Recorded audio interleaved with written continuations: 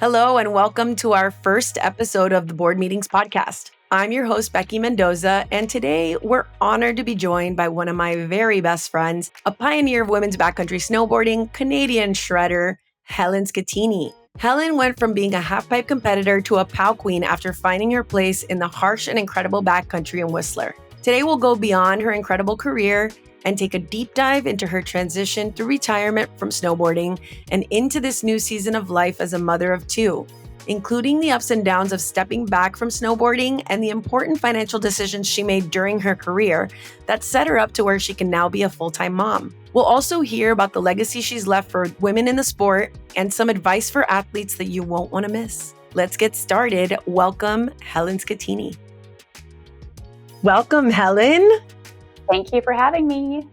Where are you calling in from? I'm in Australia, the south coast, 3 hours south of Sydney. It's called Mollymook. Amazing. So we're going to kick off this podcast. First of all, you're the first episode of the Board Meetings podcast, so congratulations. Thank you. And yeah, we're going to kick things off with a little icebreaker. I want to play a game of Would You Rather.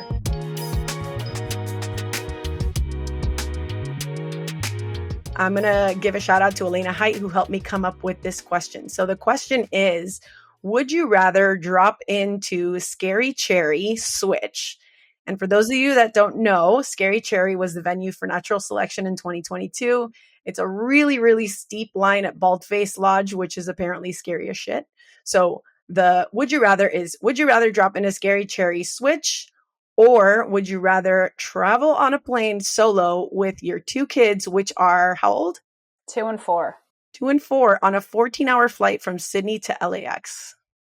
Had you asked me a year ago, I'd say I'd do Scary Cherry in a heartbeat because my kids are not good travelers, but they've just gotten to the age where my 4-year-old, you put a TV in front of him and he'll watch it for 15 hours. So I will now say the airplane. Wow. Okay. Yeah. Okay. Yeah.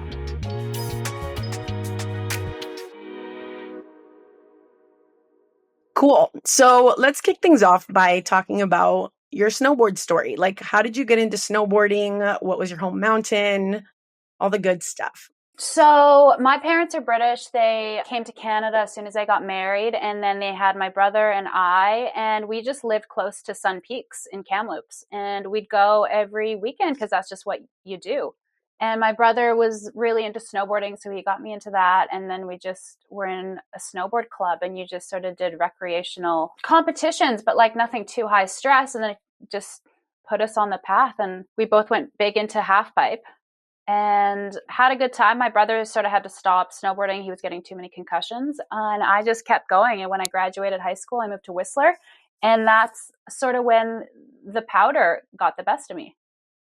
Awesome. Talk to me a little bit about that transition from competition to backcountry riding. Like, how did you meet other athletes that were doing that? I mean, Whistler obviously has a huge backcountry community. So talk to me a little bit about how that transition happened.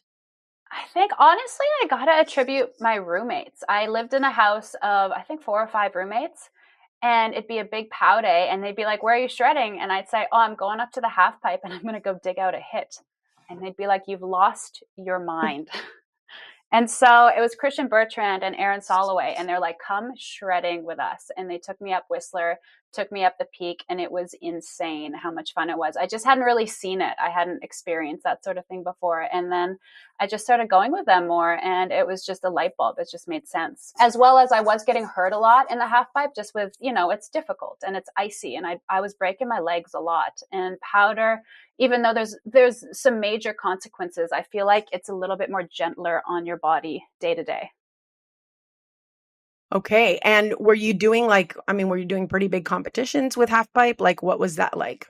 I only really got to the national level. We went to a few junior worlds down in the US or Europe. It was all very low key. I never got too successful with it. And then when I got into the backcountry, I can't remember how it lined up, but I got sponsored by Ripzone, and their team manager was the staff photographer of Snowboarder magazine. And so he had to come out with us and shoot photos, because I feel like a big part is trying to be in front of a camera and a reputable Right. camera at that. And so Jeff Andrick had to take us out. And so he took us out, brought us under his wing, and we learned a lot. That's when I got my first snowmobile. We'd go out, just get stuck everywhere.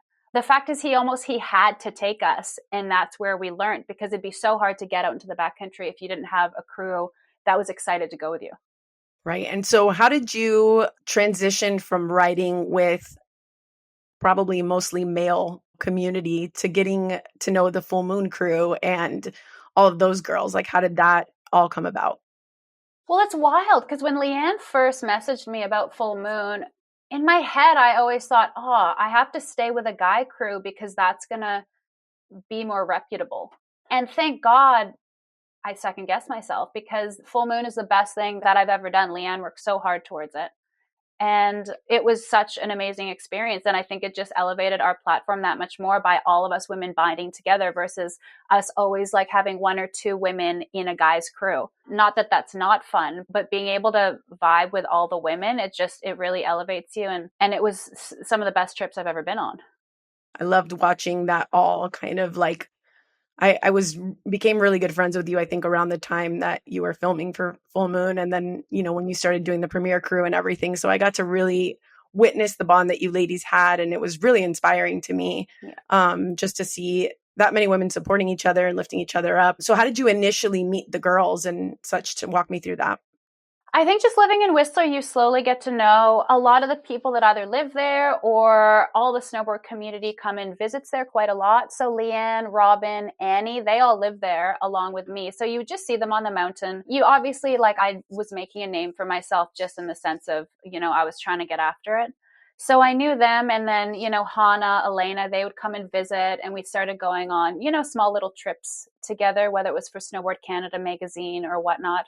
And then it just sort of escalated from there. And Leanne has always been such a power woman, just trying to create opportunities for herself and for, fellow shredders. That's when she got into Full Moon, and it was such a team effort. I know Robin had a huge play in it, Hannah as well, and they made it happen.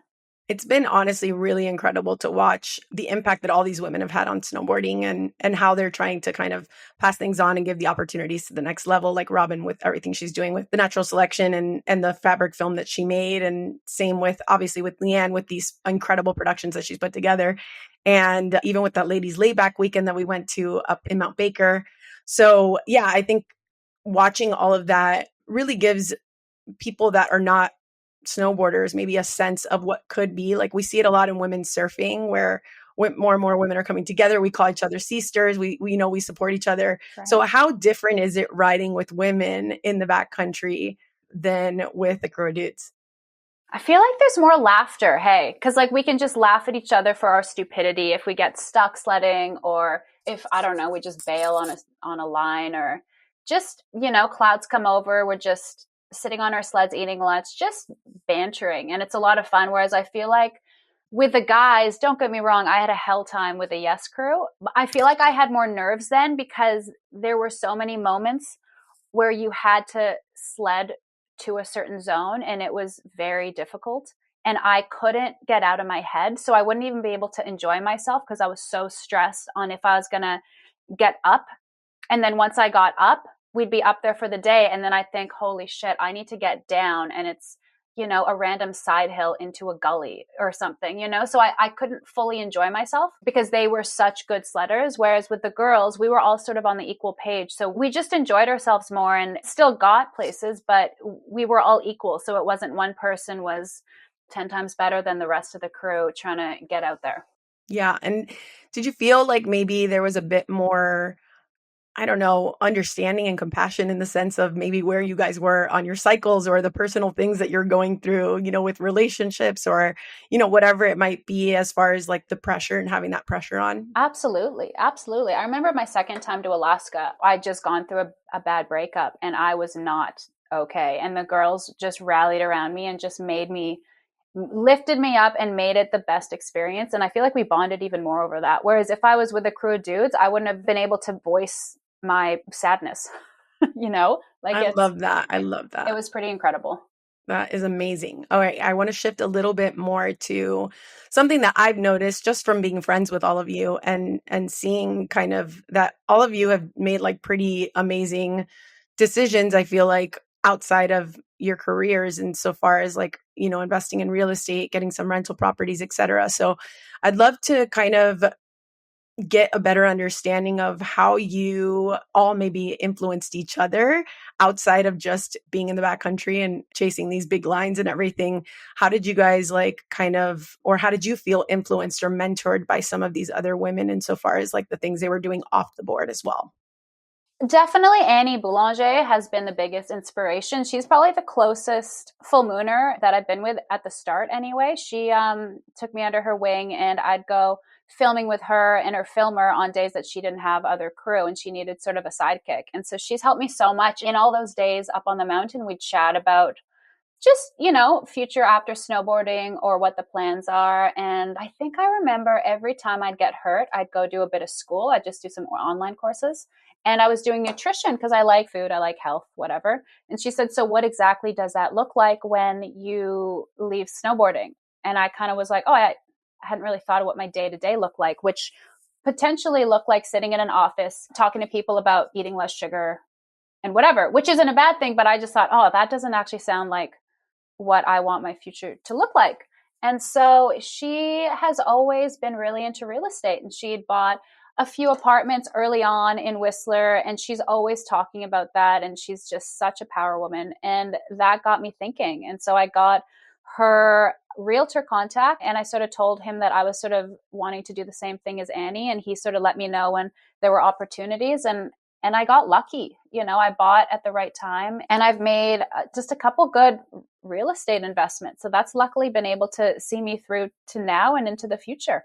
I hear this all the time from my clients that you just don't think about, you're so ingrained in what you're doing and you're so focused on today and tomorrow that you're not really thinking about the future and what life looks like. And I mean, to be honest, the lifespan of an action sports athlete in their career is not usually more than a decade. And obviously there's exceptions to that rule, but I think that is something that not enough athletes have, is that sort of community and mentorship in being able to make smart decisions when you're actually making the money to set yourself up for the future. Right.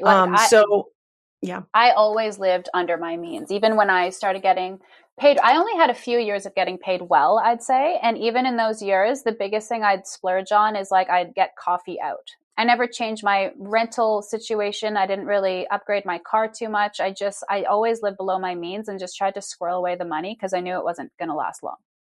Yeah. I mean, that's incredibly intelligent for you to do. So walk me through how difficult it was as a woman to actually make money snowboarding. Because I mean, I think a lot has changed from probably when you started to now. And I think a lot changed probably while you were being paid as a snowboarder. So being able to see that transition, but walk me through that, like how these sponsorship opportunities came up for you. Did you seek them out? Did they approach you? Like, how did that all kind of unravel?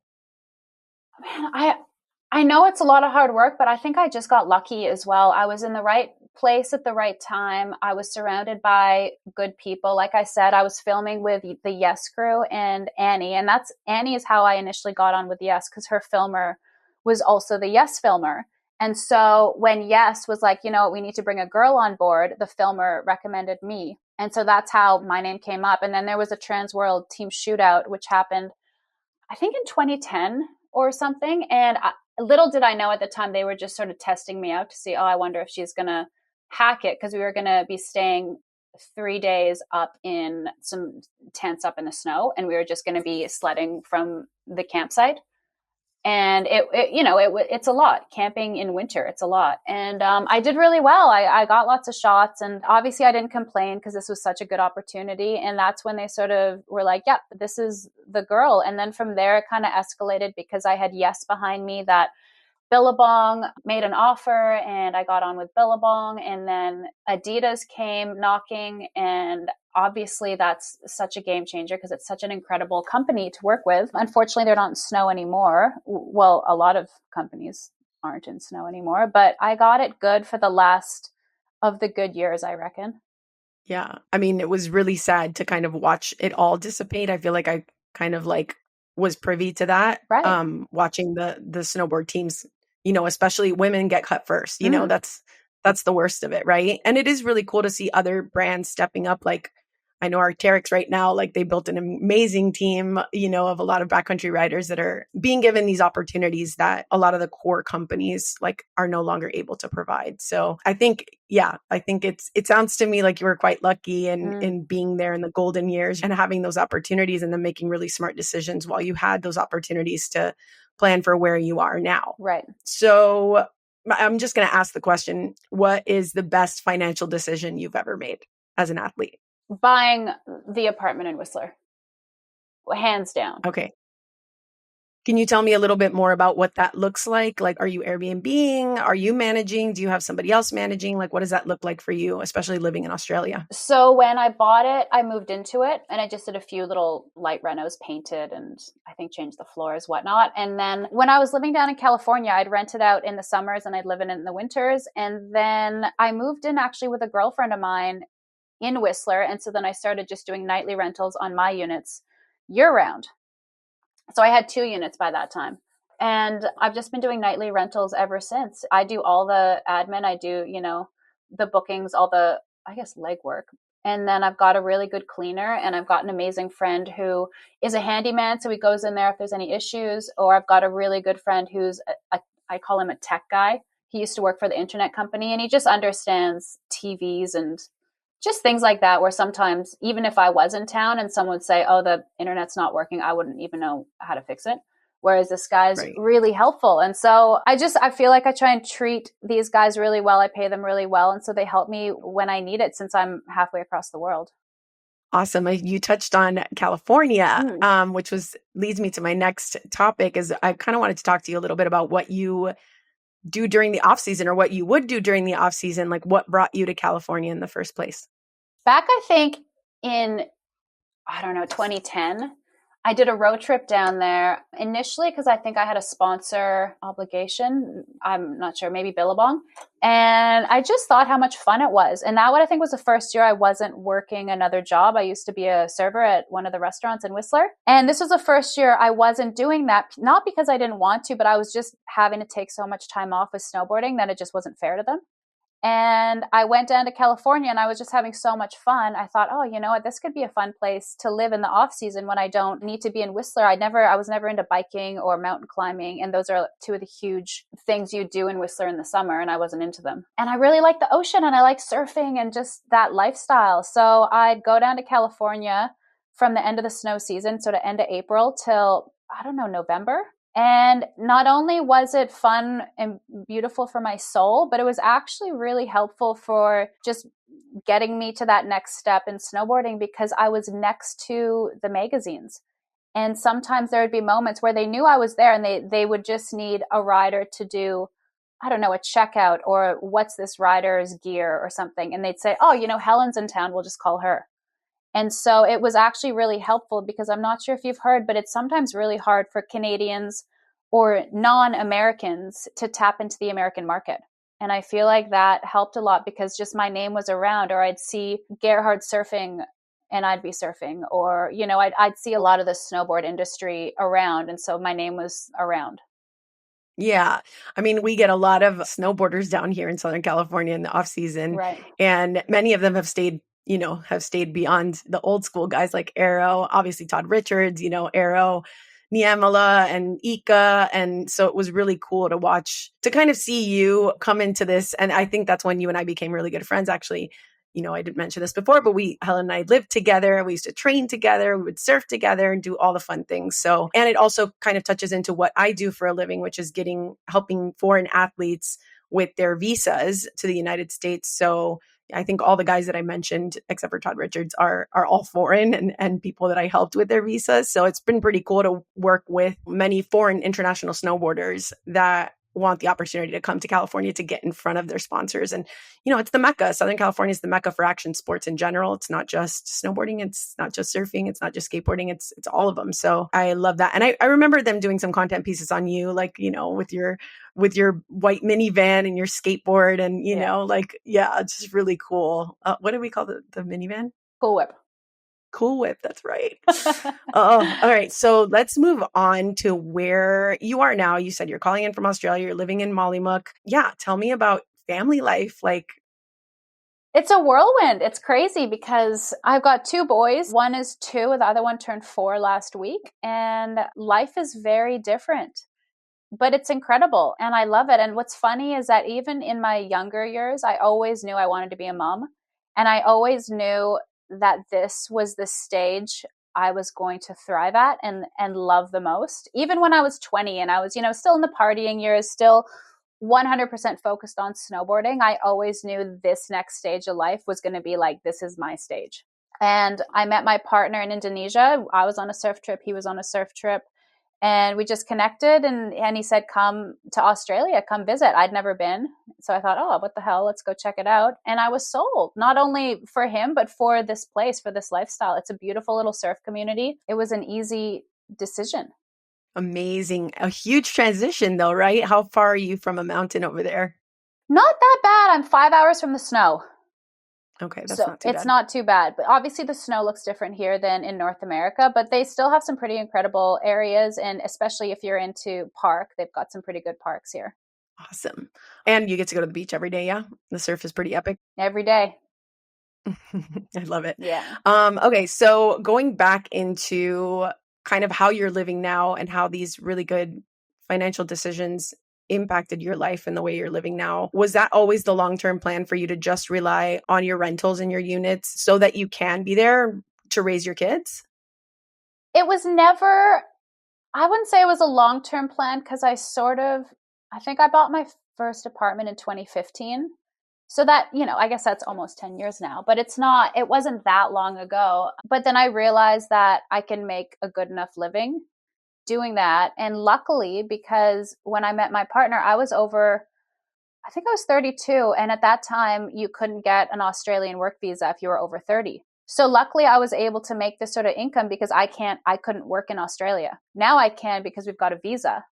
But prior to getting the partner visa, I wouldn't have been able to work here. And therefore, I wouldn't have been able to hang out here for long periods of time because he couldn't cover my expenses and I couldn't I couldn't not work. So we got really lucky in that sense. And I also love being a full-time mom. Like I see all these incredible women that want to be professional athletes and parents, and power to you. That's so incredible. I admire it. I'm pretty excited to be next to my kids every day, and it's going to be tough. We're going on a full moon trip in January to Japan, and I'm so excited, but I'm already a little bit antsy thinking I'm going to be away from the kids for 9 days, which is crazy because they're 2 and 4. Like I got to get a grip.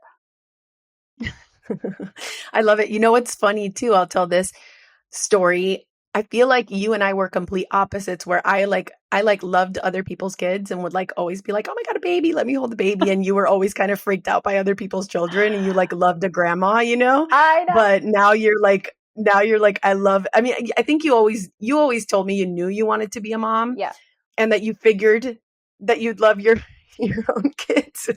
Well, that's it. But it's been really beautiful. Yeah. Talk a little more about that. I've never been overly drawn. Like if you see a kid in a pram, I'm not like, oh, that's cute. I'm just like, it's a kid. But my kids are different, or kids that I'm very close with, but I wouldn't say I'm overly maternal to other children. It's my kids that I'm obviously drawn to. So it is a bit funny in that sense because you and many people are so maternal and so loving towards every child. And I'm not saying I don't like other kids, but I just don't have that draw that you do. Totally. And I'm all about let me hold your kid and then give him back to you. And I don't have kids. That's it. So it's quite the opposite. Total. All right. Let's transition into talking a little bit about mental state and mental health. You went from this period of high success with the full moon film and touring and kind of just getting so much publicity. And it was so incredibly successful. It gives me goosebumps to even think about. You went from that to retirement pretty quickly. Yeah. So I kind of want you to walk me through that transition from being at the top of your career to making the decision to step back. And we talked about the family stuff, but I kind of want you to take me through the anxieties or the excitement about, that transition. Right. Well, even though I was so happy for this next stage of life, it still hits you hard when you stop doing something you've been focused on. And even though I haven't been a professional making money snowboarding for that long, it was always my goal and my dream from like I was 15 years old. So that's still a long time to be dreaming about this one thing to then pivot into a completely new realm of life. But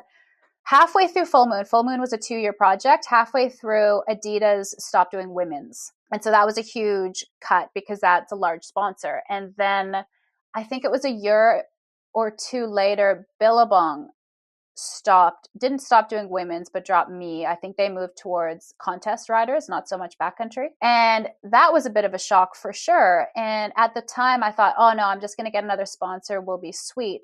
But I was kind of half in and half out mentally already at that point. So I wasn't trying that hard to get a sponsor. I thought, oh no, this is my life. I'm going to keep going. But I also had met Rex at the time, my partner. And I thought, oh, you know what? I kind of like hanging out in Australia.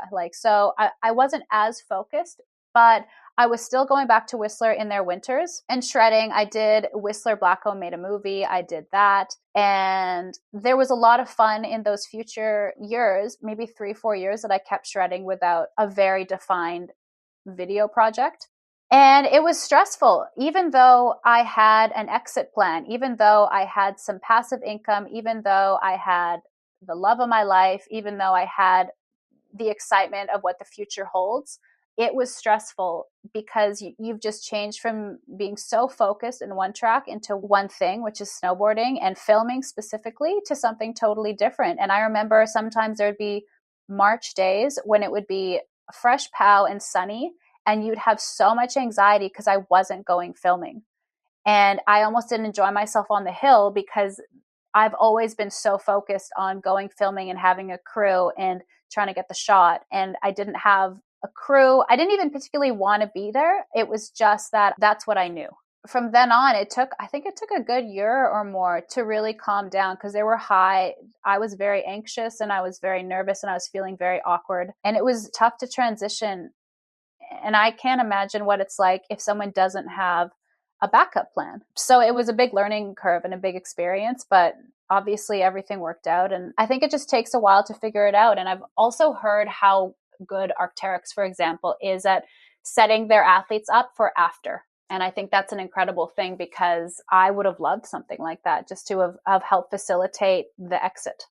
Yeah. I mean, it just seems like that just mental state you have to be in. I remember you kind of like laying off the snowmobiling when you weren't filming parts. You know, you were kind of just like, I'm just going to go shred the mountain, or like, I'm just going to go kind of out of bounds and like not put the extra effort in, right? If you didn't have the need for it, and just kind of maybe finding joy in snowboarding rather than feeling like obligated to get the shot or whatever. Absolutely. I got more into splitboarding because it was more about the process and not just like you got to get clips, because splitboarding, you're not going to get clips quickly. And even though we'd still go and, you know, there'd be a cameraman and you'd get a few shots, it was slow and it was enjoying the process more. I'm going to just segue really quickly into some anecdotal stuff. So it's funny you talk about splitboarding. I think I've been to Whistler to visit Helen a few times. I've shed a lot of tears. I've gotten a lot of bruises. I think we have some of it on video, so I might plug some of those videos in. But Helen happened to get me in the perfect moment of falling, I think, every time. She just happened to have her camera rolling because I think she knew that I was going to be a hot mess and just not really know how to walk and carry myself on snow. I think you have videos of me falling on cross country skis for my first time, me walking to a waterfall, like just totally eating shit. And I do remember one time, you'll remember this day because we've talked about it a million times, but I remember Helen like taking me really just to outside of my league, which honestly, I feel like I became such a better snowboarder because of that trip, but basically just taking me out of bounds and just to probably somewhere I had no business being. And I remember just sitting there crying on the mountain, and Helen was just like, "Oh my God, are you okay? Like what's going on?" And I remember just being like, this is like me taking you out at Pipeline, or just like me taking you out somewhere that's just like surf wise. So like outside and above, like what is comfortable to you. And I was just kept trying to keep up. And it was just so beautiful to watch you. And I just kind of wanted to be able to do what you did so much. So I want to pay an homage to you and just thank you for getting me outside of my comfort zone. And also thank you for making fun of me and always making me laugh. Always making fun of you. Yes. So as far as mental health, what are some coping mechanisms that you use, or like when you were getting these anxieties, when you were making these transitions, or even when you are like about to become a mom, or like you made really big life changes all really close together, massive life changes. So tell me a little bit about how you take care of your mental health and how you cope with stress and anxiety. I feel like I need to learn. I don't think I'm very good at it. I feel like I bottle it up. I'm not very good with communication or vocalizing things. So I feel like I could learn from you more. I do see people meditating and I think, oh, wow, that'd be cool. But then I just don't do it, I need to focus more. Or you know what? I did a yoga class for the first time since I've had kids. And I thought, oh, wow, that was really nice. And I used to be huge into yoga, but I don't know. I feel like now, just with your lack of time with 2 children, if I'm going to get out and do something, I want to do something where I'm sweating heavily and I want to get it out. But I guess I would say I love running, and that's a big de-stressor. So usually if I'm having a really tough day or a few days or whatnot, I'll just tell my partner like, hey, I got to get out for an hour, and I'll go for a run. And that always helps me, because I think just being outside first off, but just clarity and sweating and getting it out, I think that's probably my biggest consistent de-stressor. Surfing as well. Sometimes if you haven't been in the water in a while, and even if the waves are shit, you just go, and it, no matter what, gives you a bit of clarity and it cleans you up. Before the things, I don't meditate. I don't really practice breathing. I don't do any of those things, which I really want to get into. So that's maybe the new year. I'll get into those. Cool. How's your mental state right now? Do you feel like everything's pretty manageable? Do you feel yourself getting overwhelmed from time to time? I mean, you got a lot going on. I feel like I'm good. I feel like I've got a bit of mom, I don't know what it is, mom anxiety or mom concern. Like at the end of a day, say, I don't know, we were playing, I was with my boys and we're hitting a ball around. And nothing will be even close. Like the ball would not have gotten close to a road or anything. And all of a sudden at nighttime, I'll think, oh, imagine Jack kicked the ball on the road and ran out. And nothing like that would have never happened. Or we'll be at the beach and the waves are like just rippling tiny. And then I'll just like envision something bad happening.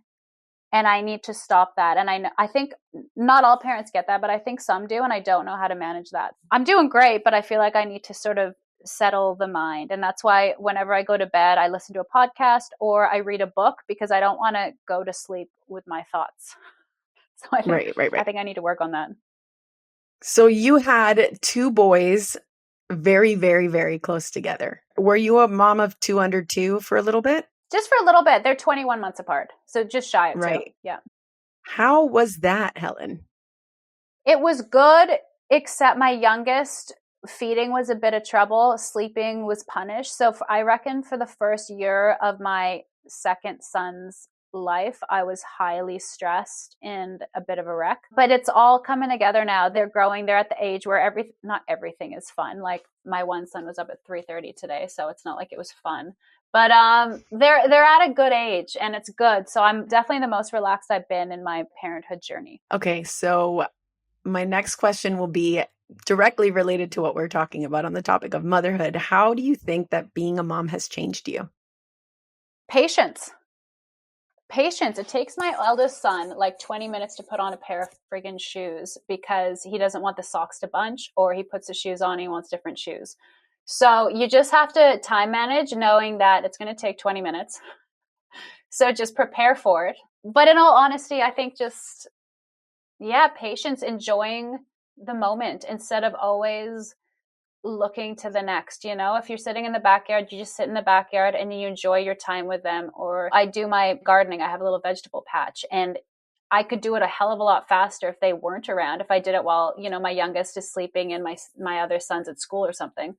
But it's pretty fun to do it with them. And then they can see the seeds that we planted and then them slowly growing in the plants. And it's pretty incredible. And those are the things I remember so much with my childhood, because my mom is such a green thumb.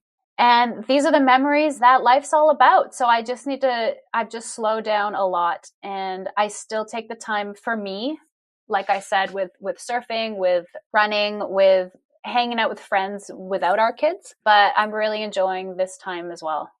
So speaking of community, I noticed that a lot of your friends like Dom and Leanne and Jamie are all like becoming moms now. Like, how does it make you feel to see these girls from your crew that have become moms and how they're supporting one another in continuing on with snowboarding? Like, how is that watching from afar? It's so incredible to see us women all kind of entering this next stage. And like I said, I'm so impressed with the women, Leanne or Kimmy Fasani, or any of the women that are doing both. They're still actively pursuing their profession as well as being very, very active moms. And I couldn't be more here for it. Seeing Leanne do all these things with her son Kai, and then jetting off to, did you go to Norway to go hiking some psycho lines? I'm so impressed with her, and I can't wait to meet up with her a bit more in Japan in January, which is going to be incredible. But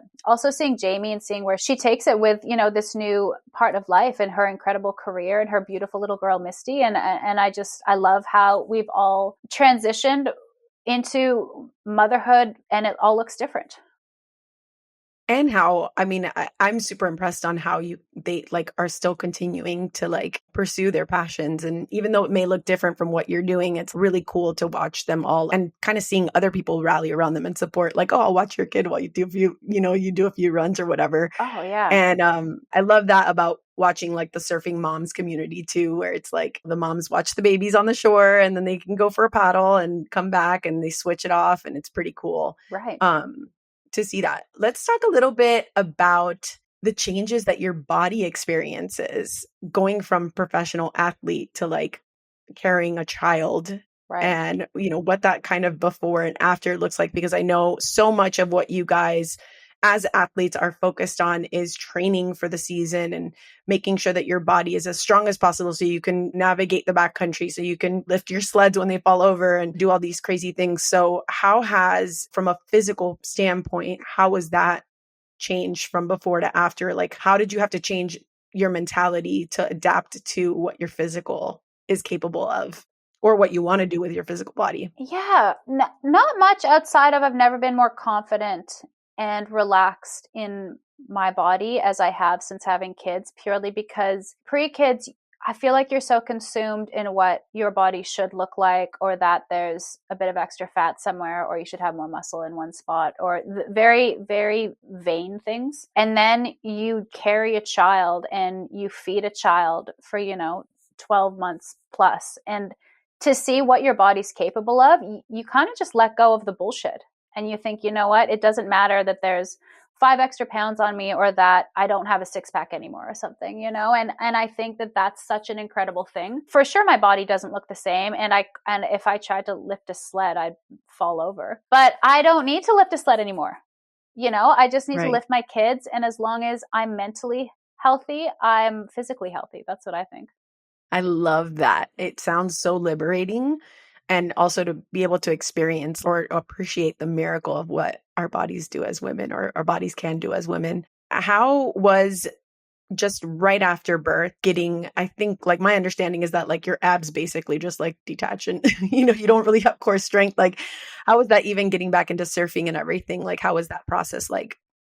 I think that was a few months after birth. I had 2 emergency cesareans. So I had that to recover from as well, because I guess it's pretty major surgery. So you can't drive for 6 weeks. You got to be really careful. Obviously, they say don't hold anything, but you're going to hold your child. So, you still have to actively keep moving forward. But the first time on a surfboard, I think I'm on a huge foam top and you're on your stomach and you're falling off the board because you just have absolutely no abs whatsoever. It all comes back together. It might not come back together perfectly, but your body rebounds, it recovers.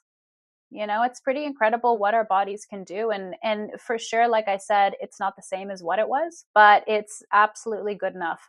Do you have any interest in talking about any of your birth stories or anything like that, or no? Oh man, no, I've got no problem. I didn't have good births. I'm not good at birthing.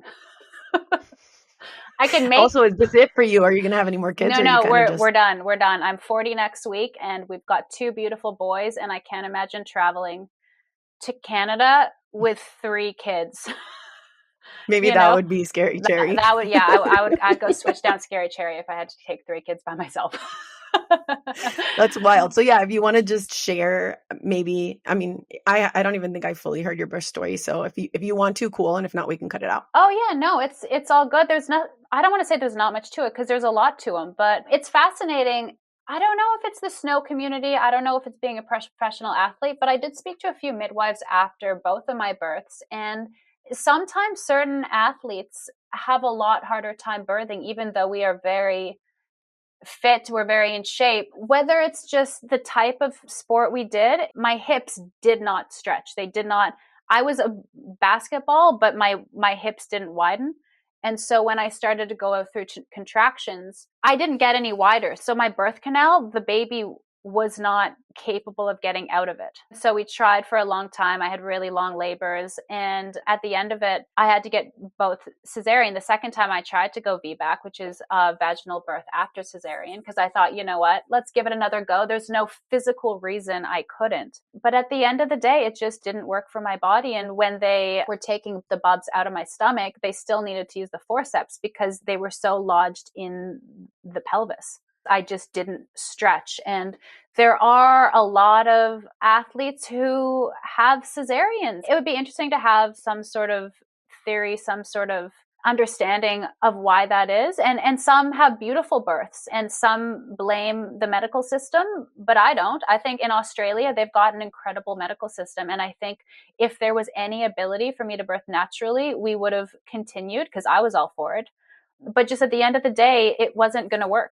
Yeah. Well, thank you for sharing that. I feel like that's just something people don't even think about. And were you like trying to have natural birth with no epidural? Were you like, give me the drugs? Like, how did that all go? I think at the start, most people would say, oh, I'd love to have a natural birth, no drugs, because that's always the hope. That's always the plan. But by the end of it, when you feel that pain, and I know we all experience pain and it's all different, but by the end of it, man, if they offered me heroin, I would have taken it. Like that pain was so psycho that like you just say yes, for me anyway. And I know everyone says they have a high pain threshold, but I have a high pain threshold, and it was so bad that by the end of it, I think I'd had morphine a little bit. And then by that point, when the contractions weren't just contractions, it was just consistent pain. And then I think they saw the bubs heart rate wasn't, it was a bit strained.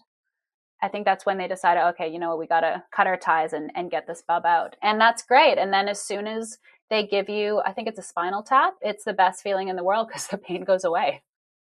Yeah. I think, I mean, really important of a lot of women talk about this is like, what's your birth plan and blah, blah, blah, and all these things. I mean, I obviously don't have personal experience, but I hear about this all the time. Right. But at the end of the day, it's about your health and the baby's health and like having a healthy delivery. So it's like all that kind of goes out the window. You can plan and plan and plan, but like all that goes out of the window, and your body and nature, whatever, is going to do whatever it has to do. And the important thing is that you are safe and that your baby's safe, right? Yeah, exactly. And like I power to the women that do home births and do it all naturally and it comes out the front door, but my babies came out the window and it's okay. And if you look at them in a lineup with babies that gave birth naturally, you're not going to know the difference. No, your children are like little models. Like they're the cutest thing ever. So They're they're just like perfection. baby mini Helens. I know. But yes, we love Finny and Jack. Okay, so we're getting ready to wrap up here, but I did want to ask you, what is the most difficult thing about being a mother? It's a loaded question.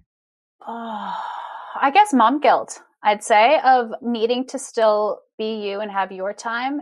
And when you leave the house, say, like I said, for a run, and they are screaming because they both initially began as full mom kids, like they didn't care what dad was doing. They were 100% me, and I need that moment. And I know I'm going to be a better mom after I go on my run. But it's those moments where you think, okay, a few times I'd stay home and then I wouldn't be angry at them, but I'd have a bit of like animosity because I'd be like, I really need to go for my run. And then I wouldn't be parenting as well, or I'd be a little bit distant, or I just wouldn't be paying attention.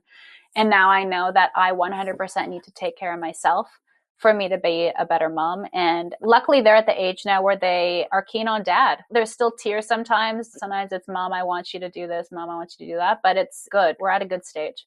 I love it. It's really beautiful watching from afar. I feel like a lot of people may think that you just kind of like dropped off the face of the earth because you're obviously super active on the socials and all the things because you had your sponsor obligations and everything. And then you kind of like now what are posting like maybe once a quarter or something, it's like very, very few and far between. But Absolutely. watching has been really, really beautiful. And yeah, I love that. But I'll wrap with these couple questions. One is, what do you miss the most about being a professional snowboarder? The people. Just having those days out with your girlfriends or guy friends, whoever they are, just having some pretty incredible conversations and being surrounded, in the mountains with these people and seeing these sights that are absolutely breathtaking. Like, do you remember when we took you sledding that one time? You were blown away. And The that best day of was my life. the best of your life. And that's I took Becky up Brandywine, if for anyone that knows the Whistler Backcountry, and she was shell shocked. And it was just a beautiful day. It wasn't too powdery. It was just perfect, perfect, perfect. And that was my workspace for a long time. And I miss those days because that you cannot beat. I definitely can attest that that was the best day of my life. I kept telling Helen, like, I think I had a smile on my face from ear to ear from the morning until the nighttime. Like, I felt like I was floating on a cloud. But more than anything, like, for me as a surfer, I think I was trying to compare it to like getting barreled with your best friend, just you two, like all day long. And that's never even happened to me. So I feel like that day, now I've been married and everything. So I think the day I got married was probably one of the best days of my life. But Right. until that point, I was like, this is the best day of my life. I can't remember having a better day in my life where I feel like I grew as a person, where I feel like I got to experience incredible beauty. I pushed myself out of my comfort zone. I did it with my best friend. It was just the best ever. So thank you so much for sharing that with me. Yeah. I've got goosebumps. Oh, what do you miss the least about being a pro snowboarder? The stress. I don't know if you listened to Marie France had a really good podcast at the Bomb Hole, and I think she said you can be like over adrenaline. And I was so over adrenaline, and there were certain seasons that I think I got caught in a couple avalanches or just had a few very close encounters. And I was so drained. It took me an entire summer to recover. And it's hard those sort of times. And I feel like even now, if I get into a fight or flight moment, if I go surfing, I surf well within my means, but you still want to go out on certain days and challenge yourself. And if I get over excited or adrenaline, I don't know what the word is, it can take it out of me for a little bit afterwards. Like my leg rope broke a few weeks ago at a big wave, and I'm not used to treading water as I'm getting pummeled by a set. I'm always used to having a buoyant board next to me. And so that really shook me. Even though I had friends near me and they came and they helped me and everything was fine, it really shook me, and I was on edge for a few days. And I feel like I don't know if it's adrenal glands. I don't know what it is, but I feel like I'm still not 100% recovered from snowboarding. And I don't know if I'll ever be. But the amount of stress and the amount of nerves that the backcountry provides is incredible, but terrifying. Absolutely. That's a really good answer, Helen. I feel like I remember one of the summers you were in California, you were like suffering from adrenal fatigue or something and Yeah. just trying to recover. And I guess you also just being the type of person that you are, kind of always wanting to be active and everything, like probably had quite a hard time resting, right? Right. I remember going to a naturopath and they said, you have to stay in bed from 9 p.m. to 9 a.m. They said, you don't have to sleep because when you have adrenal fatigue, which I think there's a new term for it because I think they've learned that it's not actually the adrenals, but whatever it is, they say that you can't sleep well. And then I would get up. If I woke up at 3, I'd be like, oh, I may as well go for a run. I may as well do a workout. They said you can't do that. Like no caffeine, no sugar, no stimulants, no alcohol, nothing. And you need to just lie in bed for long periods of time. And that was the best way I was able to recover, but it takes a long time. How hard was that for you?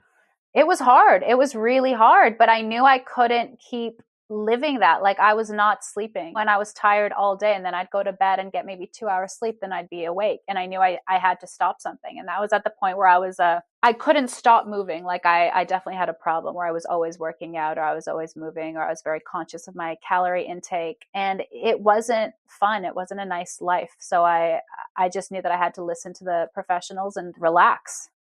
Yeah. And it seemed that worked really well for you. And maybe you took some of that into the future seasons. Yeah. And not let yourself get overworked, right? Absolutely. Okay, so given what you've experienced, what advice would you give young athletes about planning for the future? Live below your means, squirrel away the money that you make. Money doesn't come as easily now in professional sports unless you are the 1%, and enjoy every moment. I love that. What about family-wise? Oh, it's tough to say because not everyone's keen on a family, or they don't know, and so I don't know what the best answer is. I always knew from day dot that I wanted to be a mom, so this is a natural change for me. But like, you do you. If someone's keen on a family, then make that your focus, and if you're unsure, then just keep living and then see if you might be sure in a couple years. But I think you got to just still take the time for yourself, if you're a mom, if you're not a mom, to just still be you. Yeah, and I think especially for women, it's unique because we have a clock. You know what I mean? And for some athletes, potentially like more competitors are usually a bit younger. It almost seems like people graduate into the backcountry, and there's some younger backcountry athletes too, but it seems like a lot of people kind of see the backcountry as the bigger goal or like something you work towards like later in your career, which is kind of crazy because it seems like you need so much more physicality that you maybe have when you're younger, but you work towards that in your kind of, I don't want to say older years because 30s is not older years, but I guess for an action sports lifespan, it kind of is. But yeah, it's really, I think it's really different for women, and seeing like Kimi Fasani and seeing Leanne and seeing all the women that are kind of making that transition. It's like you have to make that decision maybe at a time where you may not be totally ready for it, but you kind of are like, well, I don't want to be a 45-year-old mom or whatever. You know what I mean? Like having a baby, because you end up being like what in your 60s when they're going to high school and like, you know what I mean? So I think it's just something different that women have to consider that men don't really typically worry about. And also like, that's the hardship too. Like men, when they're like, oh, I want to have a baby, it's like, well, the woman has the baby. You know what I mean? Like it's their body that's changing. It's them being the ones that have to make the decision to stay home, or, you know what I mean? To care for the baby, well, or to grow the baby and not put the baby in peril and all the different things. So yeah. That's it. Well, as a professional athlete, if a guy has a kid, you often don't know because their life doesn't change at all. Exactly. Whereas the women, obviously, you very much know that Jamie's had a child or that Leanne's had a child, but you may not pay attention that Travis Rice has a couple kids, and not to say he's not an incredible dad, but he's not birthing them. He's not taking 9+ months off. Yeah, absolutely. So speaking specifically on this topic that we talked so much about before, that transition from riding to retirement, what advice would you give athletes from a mental state, or what things did you learn that you would like to pass on to other athletes that are maybe going through those transitions or having those thoughts right now? I don't know. As I don't think I did it that well. I think I got lucky that I had an exit plan, but a lot of people don't. And I guess the biggest thing is surround yourself with good people and work on your mental state so that it's strong when the exit plan happens, whether you've chosen it or it chooses you. I think having a strong and confident mindset is probably going to get you through it the easiest. I love that, Helen. And I've loved catching up with you. I feel like obviously we're like besties, so we talk a lot, but I learned some things about you that I didn't know. And taking the deeper dive is always really nice. And I think that our listeners will really appreciate hearing behind the curtain, or seeing behind the curtain of what it was all like for you and where you're at now, and seeing you thrive as a mom. It's really beautiful. So what is next? I heard there's something cooking. You mentioned it a couple times. Tell me about your trip with the Full Moon Girls. So Hannah Beeman has organized an incredible trip with Mint Tours. They are based out of New Zealand, I believe, but they do tours all over the world. And this one's going to be in Japan. And Leanne Pelosi and myself are joining Hannah on this tour, and it's going to be end of January. And we can have a link in the show notes because it will be a really incredible experience. We all know Japan is the best powder on earth, so it's going to be a hell time. Japan. And so people can like sign up for it like a retreat kind of vibe, right? That's so it's going to be Okay. Yep. So it's a week. Love We all it. stay in the same spot, and these tour guides kind of tell us where, or show us pretty much where the best snow is for that day. So we'll check out a few different, it could be from family mom and pop ski hills to a bigger ski hill. And we'll go shred, do some hiking, and just have a lot of fun. It's going to be so good. What an epic opportunity to ride with you legends. I know. Jump on. I love it. I wish I could go. You could. I know, it's true. I could figure it out. Well, thank you so much, Helen, for your time and opening up to us. And it's so good to see your face. And I'm sure there's going to be a lot of people that miss you so much that are going to really appreciate hearing what you've been up to. Oh, thank you. And congratulations to you on this podcast. I'm so interested and keen to listen to the future people you interview, because I think this is such an incredible thing that we're not speaking specifically about snowboarding career, but more so the afters and the financials, because I'm that interested in other people's thoughts. I love it. And you set the bar high with episode 1 here. Oh, thanks, Bex. Love you, sis. I love you. And we'll catch you all next time. Bye. Bye. Thank you for tuning in to our first episode of the Board Meetings podcast. Huge thanks to Helen Schettini for sharing her incredible journey from the backcountry to the beach and embracing life as a full-time mom. I hope you enjoyed hearing her insights as much as I did. Don't forget to like, subscribe, share with friends, and leave us a review if you like this episode. We have so many more amazing guests lined up that you will not want to miss. Make sure to follow us on Instagram at boardmeetings.pod and on YouTube if you want to see our faces. And let us know your thoughts on today's conversation. Thanks again, and we will catch you on the next episode of Board Meetings Podcast.